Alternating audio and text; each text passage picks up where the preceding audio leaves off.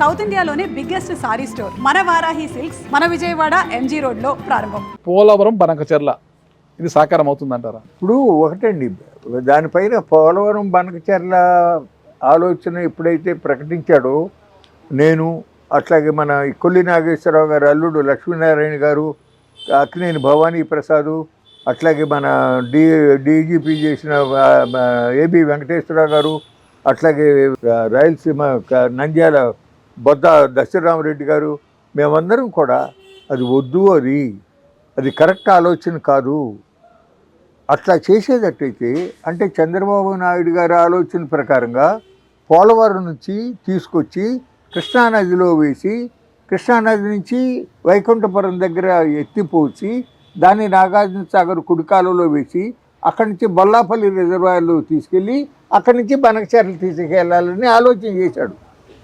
ఇది దాదాపు 80,000 కోట్లు ఖర్చు అదట్లా పెట్టి ఇతర రాష్ట్రాల వాళ్ళు ఈ మనం తీసుకెళ్లే నీళ్ళలో వాళ్ళు కూడా వాటా అడుగుతారు. ఇదివరకు మనం గోదావరి నుంచి పట్టిసీమ ద్వారా తెచ్చుకునేదానికి 80 టీఎంసీలు 35 టీఎంసీలు వాళ్ళకి ఇచ్చుకోవాలి. మనం 45 మనకి నికరంగా మిగిలేది. తెలంగాణే కాదు, కర్ణాటక, మహారాష్ట్ర కూడా ఇప్పుడు అట్లా తెచ్చుకుంటే మళ్ళీ అందులో కూడా అడుగుతారు. అట్లా వద్దు. పోలవరం నుంచి డైరెక్ట్గా వేరే సెపరేట్గా హై లెవెల్ మీద తీసుకొచ్చి కృష్ణానది మీద యాక్విడేట్ కట్టి అక్కడి నుంచి తీసుకెళ్ళి బొల్లాపల్లిలో వేసి అక్కడి నుంచి బనకచెర్లకు వద్దు. అది చాలా ఎత్తు మీదకి లిఫ్ట్ చేసి ఆ తర్వాత గ్రావిటీలో తెచ్చుకోవటం అది కరెక్ట్ కాదు. అక్కడి నుంచి వెలుగొండకు కానీ, అట్లాగే ఇటు మన నెల్లూరు జిల్లా పెన్నాలో కలిపి అటు తీసుకెళ్ళాలి, ఇంపార్టెంట్ ప్రాజెక్ట్ ఉంది కదా, అక్కడికి తీసుకెళ్ళాలి అని చెప్పి సూచించాం. ఇప్పుడు బనకచెర్ల అనేది మార్చుకున్నాడు, నల్లమర్ర సాగర్ పెడతానంటున్నాడు. ఏదైనా ఇప్పుడు ముందు జరగాల్సిందేంటి? అదే నేను బాధపడేది, మేము అందరం కూడా కోరుకునేది ఏంటంటే, చంద్రబాబు నాయుడు గారి మీద మాకు ఎవ్వరికి కోపం లేదండి, చెప్తున్నాను. ముందు వాళ్ళు నిర్మాణంలో ఉండయి పూర్తయి ఆ తర్వాత చేసుకోవచ్చాయి. వాళ్ళు మీకు రాయలసీమలో దాదాపు 24-25 వేల కోట్లు ఖర్చు పెట్టారు. కానీ కాలువలు తవ్వలా, పిల్ల కాలువలు తవ్వలా, నీళ్లు పోతున్నాయి, రైతుల చేలోకి నీళ్ళు వెళ్ళవు. అందరి నివానే కాదు, ఇతర కాలువలకు, ఇతర మెయిన్ కాలువలో నీళ్లు ఉన్నాయి, కానీ రైతుల పొలాల్లోకి వెళ్ళే కాలువలు లేవండి. ఆ పనులు చెయ్యి. అట్లాగే వచ్చేదార నాగావళి అక్కడ కిందసారి అట్లాగే కిందసారి అప్పుడు 99-2004 మధ్యలో కాంటూరు వర్షపు నీటిని భూములకి ఇంక చేయటం కోసం అని చెప్పి చెక్ డ్యాములు, కాంటూరు కందకాలు ఇవన్నీ చక్కగా చేశారు ఆ రోజున. అట్లాగే చెరువులు లోతు చేసి బాగా ఎక్కువ నీరు నిలిచేటట్టుగా చేయటం, దానివల్ల భూగర్భ జలాలు పెరుగుతాయి కదా, రీఛార్జ్ పెరుగుతుంది కదా. ఆ రోజు అట్లా చేసావు, ప్రజల్ని ఇన్వాల్వ్ చేసి, రైతు సంఘాలు, సాగునీటి సంఘాలని వాళ్ళని ఇన్వాల్వ్ చేసి. ఇప్పుడు అట్లా జరగట్లే అసలు, దాంతో అటకెక్కిచ్చేశారు. ఇటువంటి పనులు చేయండి మహానుభావ అని చెప్పి మా కోరిక. ఒకసారి ఫైనల్గా ఒకటేసారి ఇప్పుడు ఉన్న సమకాలిక రాజకీయ నాయకుల్లో, మీ సమకాలిక రాజకీయాల్లో సీఎంలను చూస్తున్నారు, మంత్రులను, ఎమ్మెల్యేలను, ఎంపీలను చూస్తున్నారు. వాళ్ళ పనితీరు పట్ల మీ యొక్క ఉన్న అభిప్రాయం ఏంటి సార్? ఏం చెప్పంటారు, బాగోదు. నేను ఏం మాట మాట్లాడినా బాగోదు, వద్దులేండి. అంటే మార్చుకోవాలి. ఇప్పుడు మనం ప్రజాక్షేత్రంలో ఉన్నప్పుడు మహాత్మా గాంధీ గారు ఒక మాట చెప్పాడు, గుర్తుందా మీకు? ఏదైనా ఒక పని చెయ్యాలి అనుకున్నప్పుడు మనసులోనే నేను చెయ్యబోయే ఈ పని అతి పేదరికంలో, నిస్సహాయ స్థితిలో ఉన్నటువంటి వ్యక్తికి ఏ మేరకు ఉపయోగపడుతుంది అని చెప్పి ఆలోచించి చెయ్యండి అని చెప్పాడు ఆయన. అర్థమైనా? ఆ విధంగా ఇవాళ ప్రజాక్షేత్రంలో ఉన్నవాళ్ళు కూడా కామన్ మ్యాన్ సర్వ్ చేసే పని చెయ్యాలి. అభివృద్ధికి ఎవరూ వ్యతిరేకం కాదు. ఆ అభివృద్ధి ఫలాలు దానికోసమే కదా ఆ రోజున దేశం స్వాతంత్ర సమరంలో ఎంతమందో ప్రాణాలు త్యాగం చేశారు, ఉరికంబాలు ఎక్కారు, జైళ్ళలో సంవత్సరాలు మగ్గారు కదండి, ఆస్తులన్నీ పోగొట్టుకున్నారు కదండి. ఎందుకు? ఈ దేశానికి స్వాతంత్రం వస్తే ఆ స్వాతంత్ర ఫలితాలు మొత్తం అందరికీ దక్కుతాయనే కదా. కానీ ఇవాళ 70 కోట్ల మంది భారత ప్రజల యొక్క సంపద, పేదవాళ్ళ యొక్క సంపద ఈ దేశ సంపదలో 3% మాత్రమే.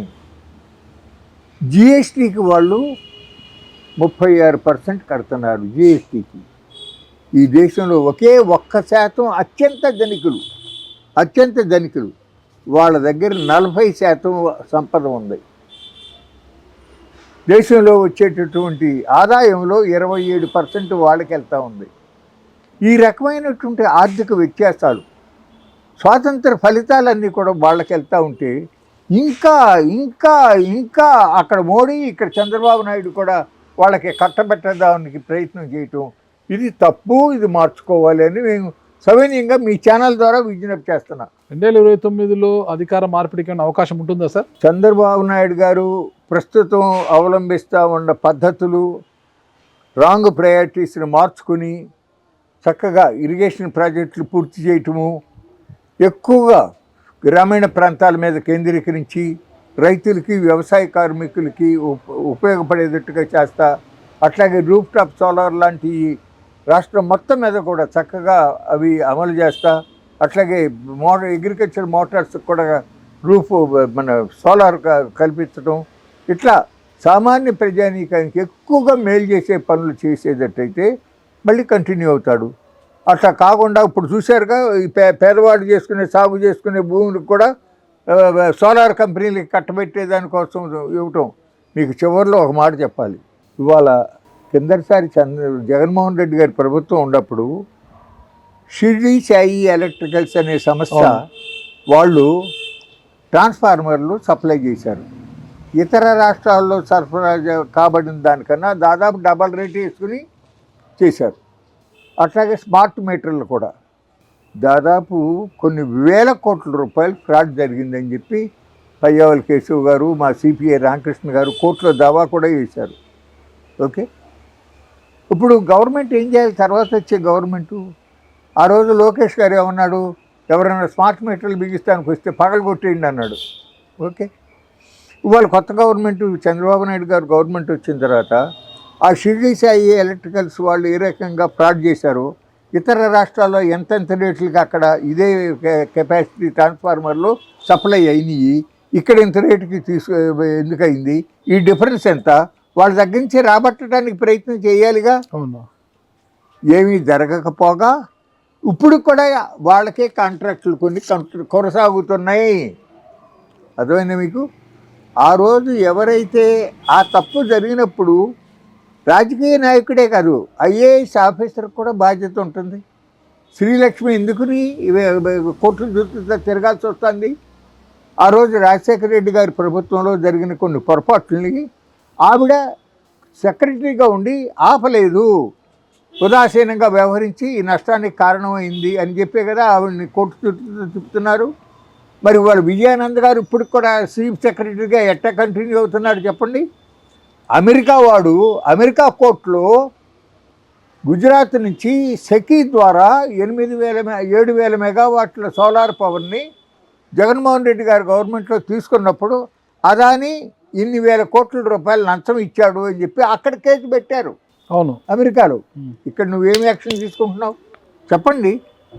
అంటే ఇవాళ అవినీతికి సంబంధించి పేదవాడి భూములు గుంజుకునే విషయం గురించి, సామాన్యుడి యొక్క ప్రయోజనాల్ని బడాబాబులకి తాకట్టు పెట్టే విషయంలో వాళ్ళు అదే వీళ్ళు అదే దొందే. క్షమించాలి అట్లా చెప్తా ఉన్నందుకు. చాలా మంచి విషయాలు చెప్పారు సార్. ఫైనల్గా సార్, మా యూటీవీ వీక్షకుల కోసము నేను మాజీ మంత్రివర్యులైన వడ్డే శోభనాధీశ్వర్ గారి యొక్క కుటుంబ నేపథ్యం గురించి, మీ ప్రస్థానం గురించి తెలుసుకోవాలని సార్. ఒకసారి వాళ్ళ కోసం కూడా కొత్త వీక్షకులు ఉంటారు. మీ స్వగ్రామం ఎక్కడ సార్? నాది ఉయ్యూరు టౌన్. అమ్మ నాన్న అంటే మా తాతగారు వడ్డే శోభనాద్రి గారు, ఆయన పేరే మీకు? ఆయన స్వగ్రామం అసలు ఎలమరు గ్రామం. అయితే ఆ రోజుల్లో ఆయన ఒక భూస్వామి. ఆయన కోగంటి వెంకటరామయ్య గారు అని ఆయన, అడుసుమల్లి గోపాలకృష్ణయ్య గారు అని ఆయన ఇంకా పెద్ద రైతు, సిద్ధాంతం గుడివాడ దగ్గర. వీళ్ళ ముగ్గురు స్నేహంగా ఉన్నారు. గోపాలకృష్ణయ్య గారు అల్లుడు ఆయన వెలగపూడి రామకృష్ణ గారు ఐఏఎస్. ఆయన సలహాతో ఉయ్యూరులో షుగర్ ఫ్యాక్టరీ పెట్టిన దాంట్లో మా తాతగారు కూడా ఒకడు చిన్న ఇది. అట్లా ఉయ్యూరు వచ్చేసి ఉయ్యూరులో సెటిల్ అవ్వటం జరిగింది. అమ్మ నాన్న పేర్లు సార్? అంకయ్య గారు నాన్నగారు, అన్నపూర్ణమ్మ గారు మా అమ్మగారు. అన్నపూర్ణమ్మ గారు. మాకు 4 సంవత్సరాల వయసులోనే మా నాన్నగారు కాలం చేశారు. మా అమ్మగారు కలవపాంలో మా తాతగారికి ఒక్కతే కుమార్తె. అందువల్ల నాకు 4 ఏళ్ళు, మా తమ్ముడికి 2 ఏళ్ళు. ఇక చిన్నప్పటి నుంచి అక్కడే పెరిగావు కలవపాంలో. అర్థమైంది మీకు? అట్లా జరగగా మా శోభనాద్రి గారు తాతగారు, ఆయన మంచి వ్యవసాయకుడు. ఆయన పేరు మీకు పెట్టారు? ఆయన పేరే.